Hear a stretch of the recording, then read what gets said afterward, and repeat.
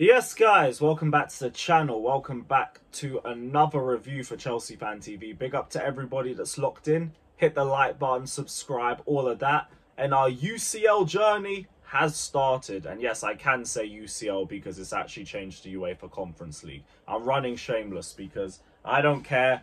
We're winning this trophy and I'm going to pretend it's number 3. Up the Chelsea. I know it's going to wind up a lot of the rivals, but... yeah, what a dead game. What a dead game.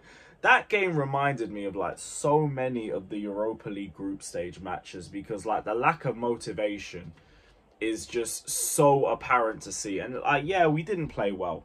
We didn't play well and we got by off the fact that Servette are just Servette, respectfully, and it's a different level. I'm gonna be so real. Even though like they probably could have and should have got a goal.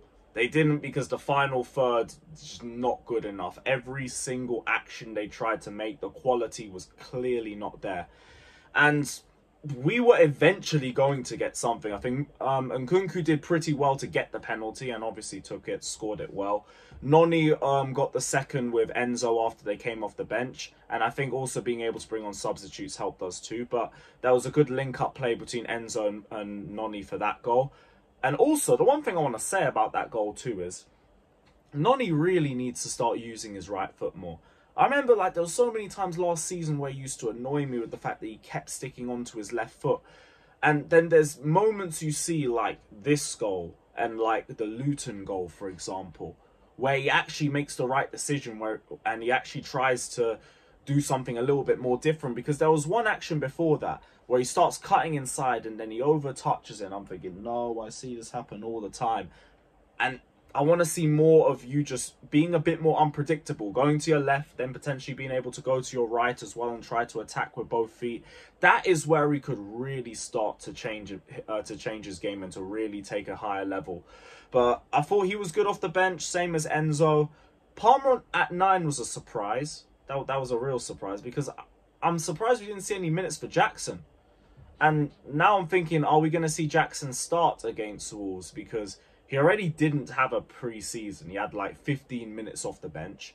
Started against Man City, but we brought him off and he didn't have the best of performances. You could see he wasn't that sharp. Surprised we didn't try to bring him off the bench. I'm really surprised by that. But who knows? We might see him start against Wolves. Might have a good game. God knows. I'm not going to act like he's going to just outright have a bad performance. But yeah, like it wasn't good in the first half. The first half, you could see elements of good build-up between Dewsbury Hall and Mudryk. Like, I think there potentially could be something there. It's just Mudryk's end product, for goodness sakes. Like, it is so frustrating. It is so damn frustrating, because it was another game as well where you notice as the half continues, we stop playing down the left-hand side again. And we're like, nope, we're not doing this. Back to the right, back to the right. And we just keep trying to press through Neto. And Neto had some moments where his turn of pace was helping him, but I think he overall had a bit of a frustrating performance by his own standards.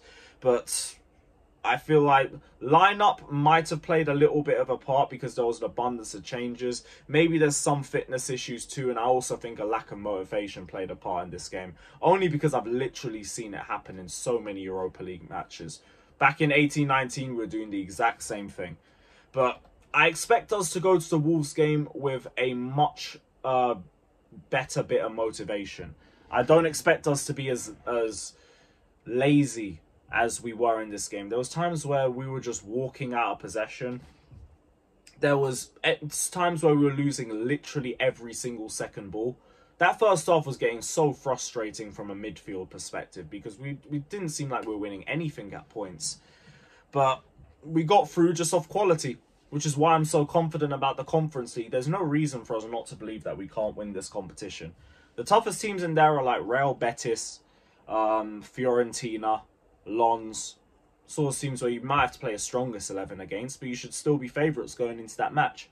And God willing, we have Osimhen by then, so things will be even better. But yeah, not a great performance, but again, like, it is still a new system, a new manager, and a bunch of new players, and especially a new team that we saw yesterday. These players actually have to follow instructions instead of just run, run, run, and keep running. No. It's something different now. So, yeah, takes time and all of that. Same energy that I heard from majority of the end of last season. We won. Be happy. So, yeah, be happy, guys. It is what it is. Before I go, though, there is one thing I want to talk about, and it is the way that I feel like the fans have been around Maresca over the last 2 games. And it does seem like it's already going to be a toxic-ass season, because Maresca is definitely going to have his ups and downs, and it doesn't sound like we're going to have the patience for those ups and downs. And it's really annoying because, first off, as a guy who wanted Poch out for numerous periods of last season, the same fans that are calling for patience don't seem to be showing patience. And I find that wild, personally. Because even for me, I want Poch out until December. You can literally see it on this channel. I didn't turn Poch out until about Manchester United away. And now it seems like fans already don't have any time for this style of football, even though it's a complete change on what we're doing last season, and the manager does need some time to implement it.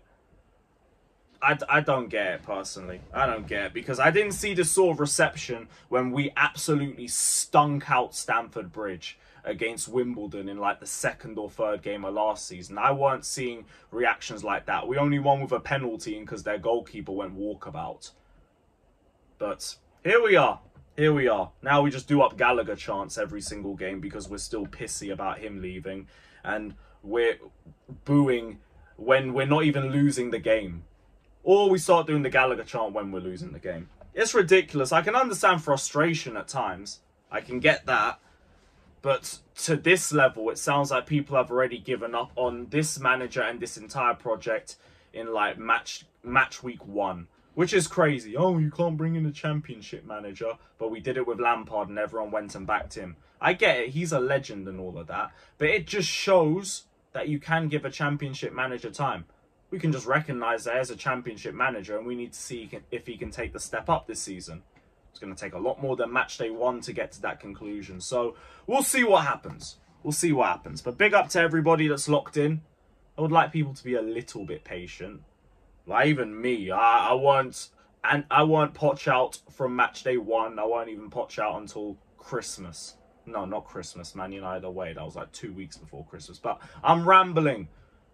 A bit more of a surface area than 2 league games. Well, 2 competitive games. I don't get what we're doing. But big up everybody. Hit the like, subscribe, let me know your thoughts. And yeah, smile and be happy. Up the Chelsea.